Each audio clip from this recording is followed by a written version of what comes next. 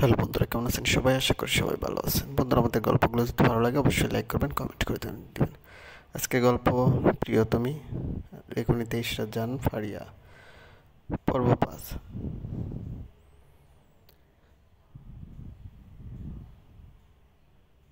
সেই মুহূর্তে লজ্জায় শেহরের গা হাত পা কাঁপছিল। রাগ, জিদ আর লজ্জায় মরে যেতে ইচ্ছে করছিল সেই সময়টাতে। পাতলা ফিনফিনে কাপড়ের আড়ালে ওর সুগঠিত দেহের অনেক কিছুই স্পষ্ট দেখা যাচ্ছিল। শেফা মাথা নিচু করে শুকনো ওড়না এনে শেরকে ঢেকে দেয়। জিসান বন্ধুর করা এহেন আচরণে প্রচণ্ড লজ্জা পেয়েছে। পূরবের কাছ থেকে এমন কোনো কিছুই সে আশা করেনি। বারবার শেরকে সরি বলে পূরবকে এক প্রকার জোর করে টেনে নিয়ে আসে। সন্ধ্যা নেমে এসেছে, আর একটু পরেই আকাশখানি চাঁদের আলোয় গা ডুবিয়ে বসে থাকবে।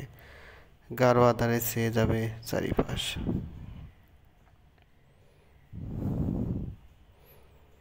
পূরবের মাথা গরম হয়ে আছে। ওই মেয়েটার প্রতি জিসানের এত আধিক্যতা দেখানোর কোনো মানে হয় নাকি? মেয়েটাকে আরও উচিত শিক্ষা দেওয়ার দরকার ছিল। যত বড় মুখ নয় তত বড় কথা। আবার তারই বন্ধু ওর প্রতি সিম্প্যাথি দেখাচ্ছে। বিষয়টা ওর মোটেও পছন্দ হলো না। কোনো মতে বাসায় ফিরল। একটা হট শাওয়ার নিয়ে ডিনারটা সেরে ইজি চেয়ারটায় গা এলিয়ে দিল। খানিক বাদে জিসান ফ্রেশ হয়ে বেরোলো ওয়াশরুমে থেকে। পূরব কোনো কথা বলল না। ঘুমানোর সময়ও এমন। জিসান বুঝতে পারল পূরব তাকে ইগনোর করছে। তাই রাগ ভাঙাতে সে ডাকলো পূরবকে। আমাদের রাজপুতের মনে কি কেউ আঘাত দিয়েছে, যার জন্য সে তার পরম বন্ধুর সঙ্গেও মত বিনিময় করছে না? পুরো অগ্নি দৃষ্টি ছিল জিসানের দিকে। ও মিনমিন করে নিচু স্বরে বলল, এভাবে তাকাইস না ভাই, আমি ভয় পাই। তুই আমাকে ভয় পাস? এটা আমার মানতে হবে? এভাবে বলিস না বন্ধু। তোর আজকের বিহেভিয়ার প্রুভ করে দিল আমি তোর কেউ না। কি করলাম আমি? ভুলে গেলি এত তাড়াতাড়ি? জিসান ওর কথার মানেটা বুঝতে পারল। দীর্ঘশ্বাস ফেলে বলল, ছোটবেলা থেকে আজ পর্যন্ত তুই আমার বেস্ট ফ্রেন্ড ছিলি, আছিস, আর ফিউচারেও থাকবি। তোর সব কাজে আমি তোকে সাপোর্ট করে গেছি। তার মানে এই নয় যে তুই কোনো ভুল করলে আমি তা ধরিয়ে দেব না। আমি অমন বিশ্বাসঘাতক বন্ধু নই। সবসময় মেয়েদের প্রতি তোর আলাদা একটা জায়গা দেখতে পেয়েছি, যেটা সম্মানের যোগ্য। তাতে কি কোনো সন্দেহ আছে? জিসান হেসে বলল, একদমই না। তাহলে হঠাৎ এমন কথা বললি কেন? বলছি তার কারণ আছে। ওই শের নামক মেয়েটা না হয় ভুল করে তোকে দুটো কথা শুনিয়েই দিয়েছিল, বা অসভ্যতামিও করেছে, বাট ক্ষমা তো চেয়েছে, তাই না? এর মানে তুই কি বলতে চাইছিস? বুঝেও না বোঝার ভান করিস না। তো ভনিতা না করে বলে ফেল না। তোর আজকের আচরণে আমি বেশ লজ্জিত হয়েছি। পূরব অবাক হয়ে বলল, লজ্জিত হয়েছিস? বাট কেন? এরকম কোনো কাজই আমি করিনি যার কারণে কাউকে লজ্জা পেতে হয়। বিষয়টা মেয়েলি এবং সেন্সিটিভ। তুই ওর তুই ওরকমভাবে পানি ঢেলে একদম ঠিক করিসনি। তাছাড়া বেরোনোর সময় মেয়েটার বান্ধবীকে বলতে শুনলাম ও নাকি অনেক প্রবলেম আছে। So what? জিসান অধৈর্য হয়ে বলল, আচ্ছা তুই কি কিছু বুঝতে পারছিস না? মেয়েটা যখন তোর কাছে মাপ চাইলো, তোর উচিত ছিল ওকে ক্ষমা করে দেওয়া। তা না করে উল্টো আরেক কাণ্ড ঘটালি। সেদিন রাতে জানালায় এভাবে ছোড়াছুটি করাটাও ঠিক হয়নি। আর নিজের বিবেককেই একবার প্রশ্ন করে দেখ না, তোর মতো একজন মানুষের কি এই কাজগুলো করা মানায়? যেখানে সবার সাহায্যে নিজে থেকে এগিয়ে আসিস, সেখানে তুই নিজেই অন্যের সমস্যা হয়ে দাঁড়াচ্ছিস। জিসানের বলা প্রতিটি সত্য কথা পূরবের মনে গভীর দাগ কাটল, চিন্তায় ফেলে দিল। পূরব নিজেও এবার নিজের প্রতি বিরক্ত হলো। ক্ষমা চেয়েছিল যখন, মাফ করে দেওয়াটাই উত্তম ছিল। কত শত মানুষই তো ওকে কটূক্তি করে মানবসেবার কাজ করার জন্য।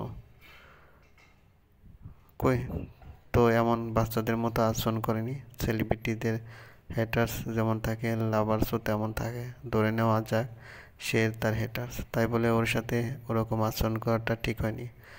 আজকালও বড্ড অসচেতন হয়ে গিয়েছে। রাগ জিনিসটা সর্বদাই ওর শত্রু। কেন যে এত রাগ ওর বুঝতে পারে না। বংশগত বৈশিষ্ট্য বোধ হয় একেই বলে। কারণ ওর দাদা নাকি ভীষণ রাগী ছিলেন। গ্রামের লোকেরা ওনার ভয়ে কাঁপত। যাই হোক, সামান্য বিষয়টাকে ফুলিয়ে ফাঁপিয়ে আকাশ সমান করে তুলেছে। পুরো ঠান্ডা মাথায় পুরো ঘটনাটাকে সাজালো, বোঝার চেষ্টা করলো। আচ্ছা পুরব, তুমি কি মানসিকভাবে ঠিক? নিজেকে নিজেই প্রশ্ন করলো। জিসানের কোনো কথার জবাব না দিয়ে বেডে শুয়ে পড়লো। আর তারপরই ওর মানসপটে বেশি উঠলো শেহরে কান্নারত মুখটা। মেয়েটা খুব বেশি ফর্সা নয়, গায়ের রং তামাটে, চুলগুলো কোমর অব্দি লম্বা, চোখগুলো ভীষণ সুন্দর, উচ্চতায় খুব বেশি লম্বাও নয়। এমনিতে পুতুল পুতুল চেহারা, তবে স্বভাবে বোঝা যায় মেয়েটা চঞ্চল, কিন্তু কিছু একটা লুকিয়ে রেখেছে। এসব ভেবে ও নিজেই অবাক হচ্ছে। এই প্রথম কোনো মেয়েকে নিয়ে এত ভাবছে। মেয়েটার সাথে বিভিন্ন কারণে ভিন্ন ভিন্ন জায়গায় কাকতালীয়ভাবে 5বার দেখা হয়েছে মাত্র। এর আগে কত শত মেয়ে ওর সাথে কাজ করেছে, প্রপোজ করেছে, আরও নানা কিছু করেছে, কিন্তু অতটা ভাবিনি তাদের নিয়ে, যতটা এই শেরকে নিয়ে ভেবেছে। অতি নগণ্য কারণগুলোকেই ও বেশি গুরুত্ব দিয়েছে। আর ফলাফলস্বরূপ ওকে এইসব বৃষ্টি ঘটনার সম্মুখীন হতে হয়েছে। রাতের বেশিরভাগ সময়ই কেটে গেল শেহরের কথা ভাবতে ভাবতে। এক সময় চোখ লেগে এলো তার। ঘুমের মধ্যে কেঁপে উঠল কয়েকবার। শান্তিতে ঘুমাতে পারল না একটুও। বারবার মনে হতে লাগলো ইফরাজ পুরবকে এসব আচরণে মানায় না। সে তো সবার বন্ধু, তার আলাদা একটা জায়গা আছে মানুষের হৃদয়ে। সে কি করে এমন করতে পারে? শিট। সকালে ঘুম ভাঙার পরে পুরব জিসানকে শেহরের সম্বন্ধে খোঁজ নিতে বলল। সব ইনফরমেশন জোগাড় করে ওকে জানাতে বলল। জিসান বেশ অবাক হলেও পুরবকে আর ঘাটালো না। পুরব ওর কালো রঙের ফেডোরা হ্যাটটি মাথায় চাপিয়ে জিসানকে নিয়ে রওনা দিল অফিসের উদ্দেশ্যে। এবার বেশ বড় একটা প্রজেক্ট নিয়ে কাজ করছে ওরা। সেটা ভালোভাবে শেষ করতে পারলে ওর রেস্টুরেন্টের ব্যবসা জমজমাট হয়ে উঠবে। লভ্যাংশের টাকাটা দিয়ে একটা বৃদ্ধাশ্রম খুলবে ভাবছে। এ নিয়ে পুরবের বাবা ইরফান আহমেদের প্রাথমিক আলাপচারিতাও ইতিমধ্যে শেষ। কাল ওরকম একটা ঘটনার পর রাতে শেহরের বেশ জ্বর উঠেছিল। শেফা রিমি না থাকলে মরেই পড়ে থাকতো বোধ হয়। কেউ খোঁজ নিতে আসতো না।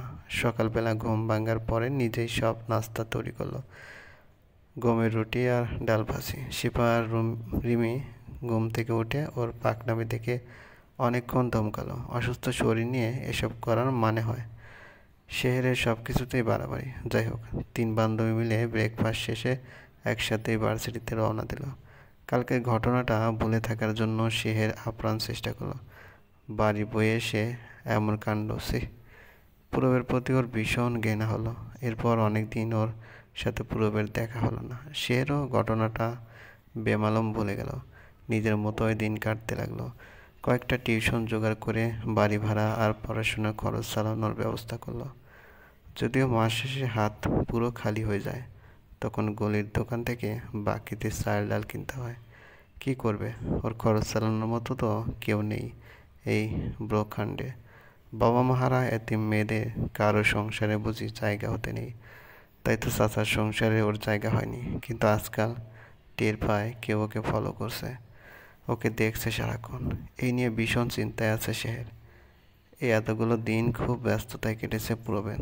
শেহর এই কথা প্রায় ভুলেই বসেছিল, কিন্তু জিসান মনে করিয়ে দিল ওর কথা। একটা কাজে সিলেট গিয়েছিল জিসান। সেখান থেকে ফিরে সোজা চলে এলো পুরবদের বাড়ি। এই বাড়িটাতে পুরোবার ওর বাবা ছাড়া আর কেউ থাকে না। জিসানও থাকে ওদের সাথে। ইরফান আহমেদ ব্যবসার কাজে এতটাই ব্যস্ত যে বাড়িতে থাকার সুযোগই পান না। আর পুরবের মা 1 বছর হলো পৃথিবীর মায়া কাটিয়ে পরপারে পাড়ি জমিয়েছেন। যাই হোক, জিসান লোক লাগিয়ে খোঁজ নিয়েছে শেহরের। সে বিষয়ে কথা বলতেই এখন এসেছে পুরবের কাছে। চলবে। গল্পটি ভালো লাগলে অবশ্যই লাইক করবেন, কমেন্ট করে জানিয়ে দেবেন। আর চ্যানেলে যদি নতুন হয়ে থাকেন অবশ্যই সাবস্ক্রাইব করে পাশে থাকা বেল আইকনটি প্রেস করে রাখুন, যাতে নতুন নতুন ভিডিও আপলোড করার সাথে সাথে আপনার নোটিফিকেশনে চলে যায়। ধন্যবাদ, ভালো থাকবেন।